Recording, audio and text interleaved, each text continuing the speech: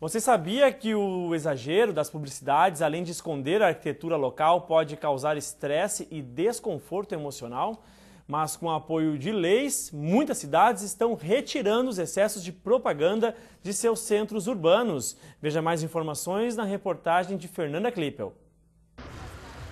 Fachadas, banners, outdoors, faixas, fiação, pichação. Nossos olhos já estão acostumados com esse conjunto de itens. Afinal, eles fazem parte das paisagens urbanas. Em São Paulo, o panorama ficou diferente quando, em 2007, a Lei Cidade Limpa foi implantada. A legislação regulamentou o espaço das propagandas e ajudou a mudar radicalmente o cenário da metrópole.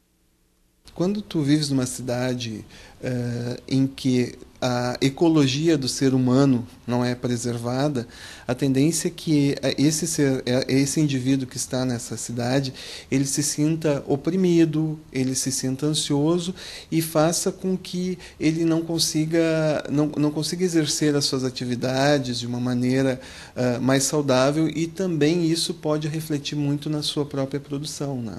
Conforme Escobar, esse processo de limpeza já é procurado por algumas cidades.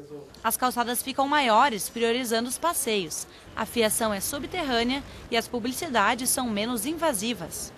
Mas isso é uma evolução que a gente tem que objetivar no nosso ambiente, né? Porque muitas vezes esse tipo de situação não é priorizado dentro de uma sociedade como a nossa, em que o consumo é a mola propulsora, tem que se consumir, e se esquece do bem-estar dos indivíduos, né?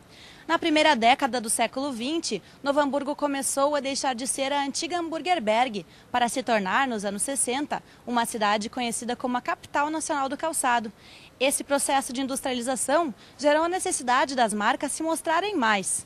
Então, as fachadas, banners e a publicidade em geral ficaram mais evidentes e competitivas para se manter no mercado. Em Novo Hamburgo, a poluição visual começou a ser pensada em 2010, com a criação do Comitê Nossa Cidade Mais Bonita.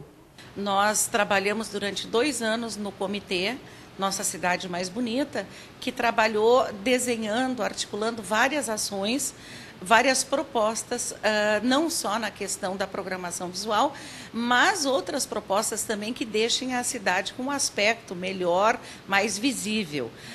Os lojistas estiveram representados dentro desse comitê, assim como as empresas de publicidade também estiveram e estão representadas, a ACI, e daí saíram uma série de conclusões.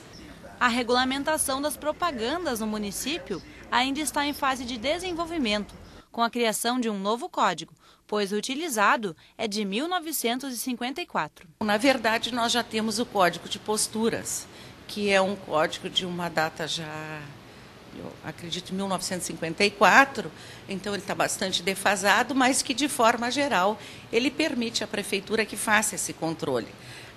Não tem sido uma prática, até porque se vê que a cidade tem um grau de poluição visual muito, muito elevado, mas já está se começando a ter as primeiras ações nesse sentido, de aprovação de projetos, de se colocar diretrizes, então, para a questão da publicidade. Outra questão que degrada o patrimônio público da cidade é a pichação. O problema é que essa infração é considerada difícil de ser combatida, pois as ocorrências raramente são registradas e as ações geralmente acontecem à noite, prática essa que é diferente do grafite. Eu mesma já desenvolvi projetos mantendo um espaço destinado a um grafite como forma de expressão. Nós temos em Novo Hamburgo vários grafites muito bons, tapumes na construção civil, tem empresas que utilizam o grafite, é algo muito interessante. Eu acho que a pichação não deveria vir lugar nenhum, porque é o meu ponto de vista que, salvo exceções, ela destrói, ela corrompe, ela degrada o local onde ela está sendo feita. O grafite, tu vê, são formas multicoloridas, desenhos, coisas, e a pichação normalmente é aquelas letras retas em lugares ilegais, né? O grafite ele já é algo que é legal, que tu vê em comércios, fachada, residências, coisas. E a pichação é aquele um lado mais obscuro, assim, vamos dizer, que é onde o pessoal vai, faz na parte da noite, faz pela adrenalina, né?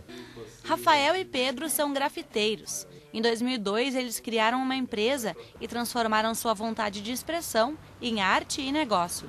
Eu acho que 50% das pessoas que contratam nós são para inibir a pichação mesmo. Os outros 50% é mais para embelezar ou porque gosta mesmo, né? De acordo com o publicitário Cristiano Max, a propaganda faz parte do cenário urbano. Ele acredita que os critérios para a fiscalização da publicidade externa ainda não estejam bem definidos. Essa publicidade acaba tendo que acontecer, porque ela movimenta a máquina do comércio e é assim que funciona. E eles migraram para algumas alternativas, né? Essas alternativas são, por exemplo, as telas. Hoje a gente tem um universo de telas como telas de touchscreen, telas de 42 polegadas, 22, 7 polegadas, iPads, então migra tudo para isso. Tu entra, por exemplo, em São Paulo, numa banca de revistas e eles têm nas prateleiras telas de 7 polegadas passando propaganda. Tu entra num café, um café tem uma televisão de 42 polegadas invertida passando propaganda. Por quê? Porque não tem mais na rua. Eles têm que achar alguma alternativa agora para que a coisa aconteça. Mas ele entende que existem exageros das lojas na divulgação de seus serviços. Tu pega lojas que elas vão para a rua para expor os seus produtos e gritar, né? Então, é contra esse exagero que se luta. Mas é óbvio que quando tu começa a estudar, muitas prefeituras, muitas cidades, elas têm que ir para o extremo para depois começar a liberar de novo. Então o extremo é tira tudo, né? Não permite nada. Depois vai liberando. Já o atual presidente da Câmara dos Dirigentes Lojistas de Novo Hamburgo afirmou que não tem conhecimento sobre o trabalho do comitê Nossa Cidade Mais Bonita, mas assumiu um compromisso. A CDL vai procurar os órgãos competentes do município para ver o que é que a gente pode fazer para melhorar para o município, que nem eu já falei, para o lojista e para o consumidor, que a nossa cidade seja dentro de uma regulamentação e não tapada em outdoor.